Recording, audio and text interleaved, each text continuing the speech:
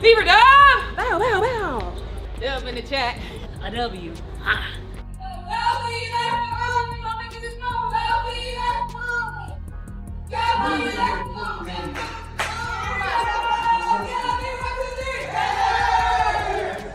The Indiana Fever have just pulled off what seemed unthinkable 3 months ago.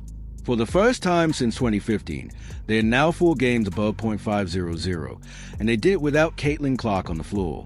But that's not even the most surprising part. While many expected the team to struggle without their superstar, the Fever just shattered 4 franchise records in a single game against Paige Bueckers and the Dallas Wings. And the real twist? 2 players who weren't even on the roster at the start of the season turned out to be the unexpected heroes of the night.so. What were those 4 records? Here's a clue. They involved standout performances from Kelsey Mitchell, Aaliyah Boston, Natasha Howard, and newcomers Ari McDonald and Chloe BBY. That if you're backing the Fever, hit that like button and drop a comment saying, "I've got the Fever." Let's go. The 100 win over Phoenix. Stephanie White called that a big win. They were outstanding. Mitchell, Come on. The former Dallas Wing, Natasha Howard. Nobody was looking for this. We think Kelsey Mitchell's going to shoot, but that is the play to make right there. Nobody. Everyone thought the Indiana Fever would fall apart without Caitlin Clark. But on August 1st, something unexpected happened. Clark sat out for the 6th straight game, still sidelined with a groin injury she suffered on July 15th. No timetable for her return. Meanwhile, the Dallas Wings booked the American Airlines Center, home of the Mavericks, hoping to make a statement of their own. Led by Paige Bueckers, the Wings were desperate, having lost 8 of their last 10 to the pressure was on. Could the Fever keep their momentum alive without their star running the show? Wins in a row, a season high. Just how have you been able to find that rhythm over this stretch? I think it's been about, we've had some practices, and I think practicing has definitely tuned us up, fine-tuning as far as the details. We knew before All-Star that, the second half of the season is always about people making adjustments, people finding ways to stop what we have to do. And I think that on us, we try to do a good job of staying locked in at practices and shoot-arounds and all that kind of stuff to be where we need to be. From the opening tip, it was clear the Fever weren't there to survive. They were there to dominate. They came out aggressive, fearless, and ready to prove they were more than just a one-woman show. Kelsey Mitchell took command immediately. She attacked the rim with purpose, drained confident shots, and set the tone with a performance that said loud and clear, "We're not backing down." Mitchell finished with 23 points on 9 of 19 shooting, stepping into the leadership role usually filled by Clark. And she did it with authority. After all, she had led the league in scoring throughout July. 20-point games this season in her 8th year. She also has a couple of 30s. And Mitchell trades the 3. Now have a little bit of an advantage in the paint, and they need to keep doing that. That time, Dejanay went for the steal, and Mitchell kept it away from her.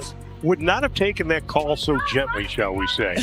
Now, Kalani Brown was her buffer last year. Is Mitchell all the way to the hole? So you stick together, communicate on defense. This is a high-octane offensive team. Beautiful pass. Mitchell was so sure of that. After she passed it, she started. But Paige Bueckers wasn't going to let it slide.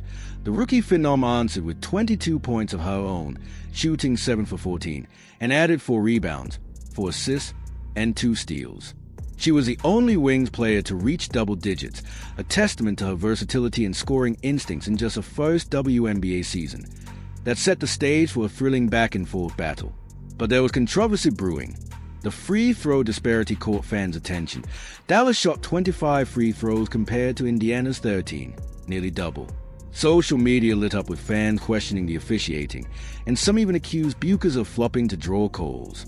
Even Wings head coach Chris Klans voiced his frustration with the officiating after the game. Here, but you got to go up strong right there. Don't shy away from the defense because they will get out in transition. And Kelsey Mitchell doing what she does. Indiana up in Dallas. When the final buzzer sounded, the scoreboard read 88-78 in favor of Indiana. The Fever had just proved they're way more than Caitlin Clark plus 4 players trying to keep up.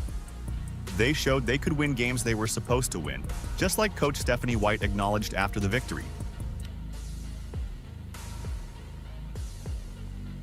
finding ways to get wins, and that's going on some scoring bursts. That's being able to rely on multiple players, getting stops when needed, making adjustments, and continuing to grow. I mean, this is a group that's been resilient all season long, and I think that we have such quality depth that we can rely on one another, and rely on one another in. When the final buzzer sounded, the scoreboard told the story. Fever 88, Wing 78 that Indiana had just proved they are far more than Caitlin Clark and a supporting cast. They showed they could win the games they should win, and they did it with poise and grit. Head coach Stephanie White summed it up best after the game. We're not just surviving, we're evolving. Stick to your defensive principles. This is an Indiana team that has very nimble on the offensive end. McDonald from the outside rattles another three. That's her third of the unsung heroes, two players who weren't even on the roster 3 months ago, Ari McDonald and Chloe Bueckers. They weren't big-name acquisitions. They weren't supposed to change anything. These were depth signings, insurance moves to help the team stay afloat. Instead, they become the Fever's secret weapons. Yeah, I mean, I think the biggest thing with Ari is that she's dependable. And she's dependable, not always for production, but she understands the impact that she can make in the game, and she understands how to do it. Starting it on the defensive end, pushing pace, dictating tempo, getting to the rim, creating shots for her teammates. All of those things, and she's got an incredible awareness. And so she understands when she's hot, and she understands when somebody else is hot and how to get them the ball. But I've just been really proud to see her confidence grow in our system, and the ownership that she's taking in being that leader on the floor. McDonald's journey sounds like it was written for a movie.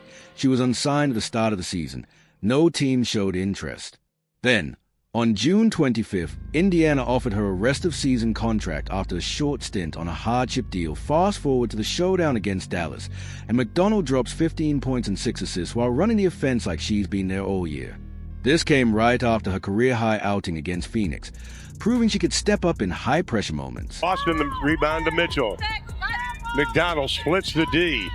Bibby, this is where she's good. She can extend the defense, and she's done it. For that nice jumper. Bueckers again, another double-digit game, 6 in the quarter.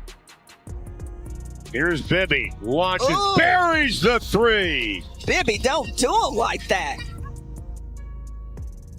What made McDonald special that night wasn't just numbers. It was her feel for the game. Her point guard instincts kicked in from the start. She knew when to speed things up, when to slow them down, and how to get her teammates involved.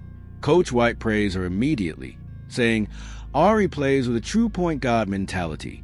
She understands her role and the impact she can have. Kelsey Mitchell echoed that sentiment, calling McDonald a blessing in disguise for stepping up when the team needed leadership the most. You signed Chloe Bibby to a rest-of-season contract today. Just what impressed you about her on that 7-day and those 2 games she played in? Well, number one, just the way that she fit in right away.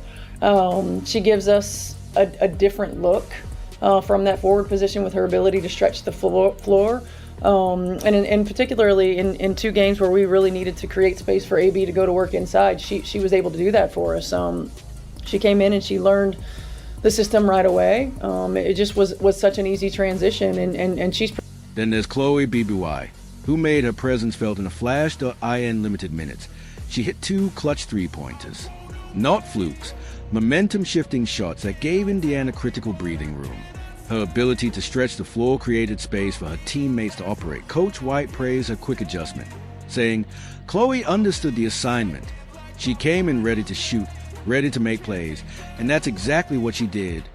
Watch the attention Boston gets.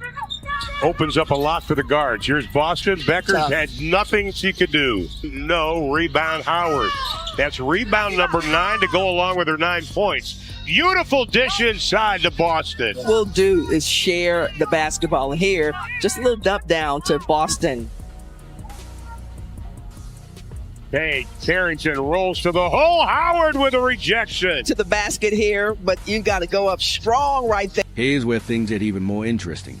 After just 2 games with the team, Chloe Bueckers earned herself a rest-of-season contract. The Fever had seen enough. In just a few limited minutes, she addressed a specific gap in their lineup. Head coach Stephanie White put it plainly. Chloe is a stretch forward, she's a shooter, and we haven't had that. It wasn't just a temporary fix. It was a strategic addition that changed the dynamic of their offense. That pass outside to Howard. Oh, Boston wow. at the basket, foul on Haley Jones. It is not a move her out geographically away from the lane to get her off the basket. Tough rebound there. Geisel shooter's going to come out. Lee Uru will check into the... But that's These two under-the-radar signings, McDonald and BBY, became the X factors behind the Fever's most successful stretch since 2015. McDonald brought the leadership and tempo control they'd been missing at point guard. BBY gave them the floor spacing that opened up the entire fence. Together, they helped unlock Coach White's system, executing their roles with precision from the moment they stepped on the court. The Fever weren't just staying afloat without Caitlin Clark anymore. They were thriving. But McDonald and BBY weren't the only ones making history that night. While fans watched the scoreboard, the Fever quietly shattered 4 franchise records, rewriting what this team was capable of. Let's start with the one that shocked everyone. Aaliyah Boston and Natasha Howard became the first pair of WNBA teammates in history to each record at least 10 points, 10 rebounds, 5 assists, and 2 steals in the same game. Think about that. In the entire history of the league, no Jew had ever done that. Until now, Boston posted 12 points, 11 rebounds, 5 assists, 3 steals, and a block. Howard matched her with 11 points, a career-high 16 rebounds, 5 assists, 2 steals, and a block. And over Phoenix, Stephanie White called that a big win. They were outstanding. Goodness. Mitchell, Come on. the former Dallas wing, Natasha Howard. Nobody was looking for this. We think Kelsey Mitchell's going to shoot, but that is the play to make right there. Nobody in. Speaking of Howard's 16 rebounds, that number wasn't just impressive, it was personal. It marked a career high. She controlled the board like she was playing in a different league. Boston, meanwhile, extended her double-double streak to 5 straight games. She's been a consistent force all season, but this performance proved she could elevate her game exactly when her team needed it most.